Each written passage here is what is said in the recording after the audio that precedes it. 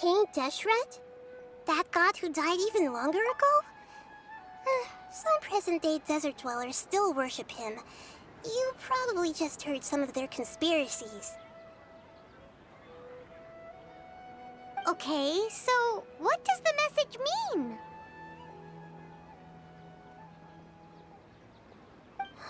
I still haven't managed to decipher it. Even the Akasha isn't currently capable of doing that. Greater Lord Rukkhadevata's residual consciousness in Irminsul seems to be contaminated with something that has a very dangerous aura to it. Many devoted scholars go mad as soon as they connect their consciousness. I've warned the Academia about this many times, but people still keep falling victim to it. But I believe this is the key to saving Irminsul. That's why I've kept trying to decipher it. So the tree in the vision was Irminsul? Oh, Tainari also said that Irminsul is sick! Is it because of the contaminated consciousness? But even if you can't figure out what that vision was all about, it seems like our search for you was all in vain. The Traveler wasn't affected after coming in contact with that consciousness. I've never seen anyone like that. With you here, we may have a chance at deciphering it. No, we must decipher its secrets. I've already eliminated all other factors that might affect Irminsul. This is the only one left.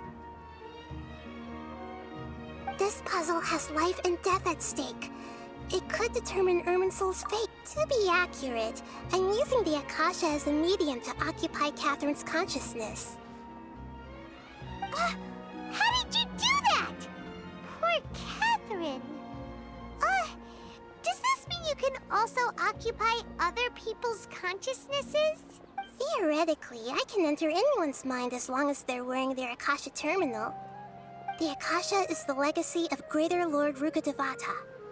As Lesser Lord Kusanali and the first Akasha terminal, my consciousness has always been linked to the Akasha. I've always respected my people's free will, so I've never actually occupied their consciousness. When necessary, I just borrow this bionic Snezhnayan puppet. Hold on. Did we just learn some deep, dark secret? So Catherine is... No wonder Paimon felt something was off about her. What about your own body? Why do you need to borrow other people's? Don't you live in the sanctuary of Surasthana? That story begins a long time ago. After Greater Lord Rukkhadevata disappeared, the sages found my newly born self and took me back to Sumeru. At that time, I was young and weak. The sages kept me in the sanctuary of Surasthana, ostensibly for the sake of protecting me. But I've hardly heard from them since. However, I do understand that they had hoped to find Greater Lord Rukkhadevata instead of me, a symbol of her passing. So, the sages basically put their new Archon under house arrest? How dare they! Why don't you teach them a lesson, Nahida? In some ways, they aren't wrong. Greater Lord Rukkhadevata was omniscient and omnipotent. Even after her death, the Akasha is still empowering this nation. And I'm still really far away from being able to call myself the God of Wisdom. Moreover, the Academia is also more proficient at governing this country. My existence has little meaning. Yeah, you got a lot of believers. Just look at the Sub-Zero's festival. Everyone who showed up truly loves you. Thank you for the kind words. But I honestly don't need physical freedom as long as I can connect my consciousness to the Akasha.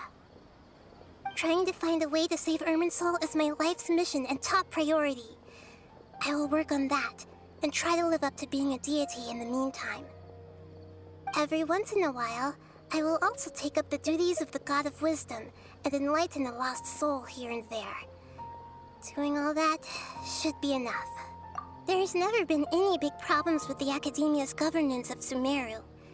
This is the first time I've seen them step out of line. I wonder what caused them to go down this path, and what they hope to achieve. Even though the city's residents haven't noticed anything strange, if the traveler hadn't broken the Sumaru Samsara, the situation could have become dire. I tried to do some investigating in the Akasha, but I couldn't find anything suspicious. And all the people of interest seem to purposely avoid wearing their Akasha terminals. I think they're deliberately trying to hide something. Oh, that reminds Paimon. In Gandharvaville, there was a sage who had invited Tainari to join some kind of project. Could it be related? Regardless, I need to first investigate the sage's motives, make things right, and punish them if needed. But I'll have to be discreet, or they'll see me coming. You mean how the Akasha stops you from having dreams? Yeah, it's been such a long time. No one's noticed something's up? It's not that no one noticed. It's more like no one cared. Ultimately, it's all rooted in the sage's misdirection. Misdirection? The sage has convinced everyone to believe that being unable to dream is a sign of rationality and wisdom. Not dreaming is a badge of honor in Sumeru. Even if the truth is that their dreams are being reaped by the Akasha. With their propaganda in place, the sages can maximize their use of the Akasha to facilitate their research. Besides, Greater Lord Rukkhadevata must have created the Akasha in the hopes that it could be used to its full potential. That's why I've never come out strongly against this. Anyway, the perspective advocated by the sages drowned out any voices of doubt. By now, even those who never use Akasha terminals find it too shameful and embarrassing to talk about their dreams. Got it! I hope my answers were satisfactory, seekers of knowledge. To be honest, maintaining Dunyarzad's fading dream took a lot of mental energy. I think I may need to rest for a while. Oh, and you don't need to worry too much about the sage's activities for now. The Akasha won't be able to conduct another project on the scale of the Sumaru Samsara in the immediate future. Go and get some sleep. Leave everything to us. What a relief. This is truly the most exhausting birthday I've ever had. Traveler? Paimon? Why am I here? Do either of you know? Maybe you were sleepwalking. You know you can't wake up a sleepwalker. We happened to walk by, so we thought we'd wait for you to wake up. I see. Huh. I should visit my maintenance personnel sometime. Oh, I'm fine. I better go. Thank you.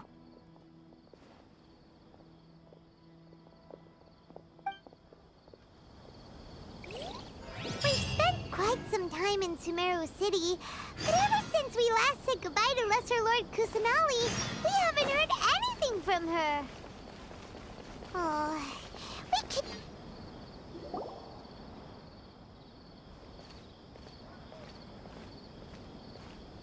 Ad Astra Avisask. We meet again, you two.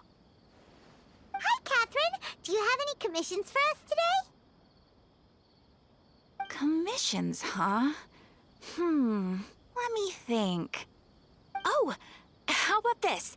Please attend the Academia's Academic Symposium this afternoon and recite a love poem on stage.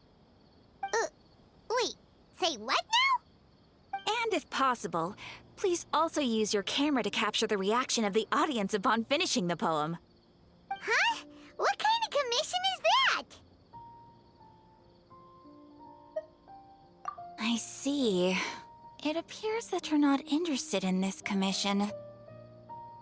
In that case, please go to Port Ormos and convince the Eremites there to spend some time volunteering at the local orphanage. Hey, that's not any better. I'm sure the mercenaries will have some interesting reactions as well. Paimon's gotta ask. Just who exactly exactly has been submitting these commissions to the Adventurers Guild? Oh, the commissioner? Well, actually, I just wanted to see the two of you in action.